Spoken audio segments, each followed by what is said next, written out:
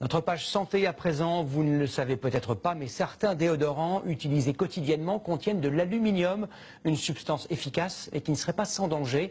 On la soupçonne d'être liée à plusieurs maladies. Les autorités sanitaires recommandent d'ailleurs depuis peu de réduire la concentration de ces sels d'aluminium dans les produits d'hygiène. Corinne Lalo et Jean-Louis Alfero ont mené l'enquête. Il faut parfois une loupe pour découvrir la présence d'aluminium dans les déodorants antitranspirants. Mais son effet sur la santé est désormais bien documenté. Les autorités sanitaires françaises aujourd'hui disent que la sécurité sanitaire des consommateurs n'est pas assurée en conditions normales d'utilisation avec les antitranspirants. Les sels d'aluminium ont pour fonction d'empêcher la transpiration, mais le problème, c'est qu'ils pénètrent dans l'organisme. Ce sont les docteurs Guillard et Pinault qui l'ont démontré grâce à cette salle blanche de l'hôpital de Poitiers.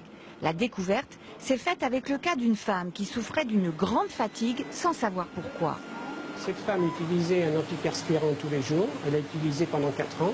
On s'est aperçu que l'aluminium était extrêmement élevé dans le sang, extrêmement élevé par rapport à un être humain normal. Et on lui a dit d'arrêter les antiperspirants. Et à ce moment-là, à l'arrêt, eh bien, on a vu que l'aluminium dans le sang diminuait, mais seulement au bout de 8 mois. Une preuve irréfutable que cet aluminium dans le sang venait d'un antiperspirant. Il fallait ensuite comprendre comment se faisait le passage de l'aluminium.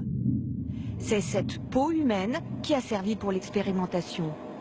Sur peau intacte, le passage était faible, mais sur peau épilée ou rasée, il était important.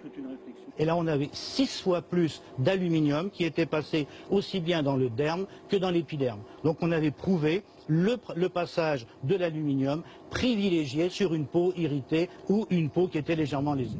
Une fois dans l'organisme, l'aluminium circule et peut se déposer dans les os et même dans le cerveau en traversant la barrière entre le sang et le cerveau.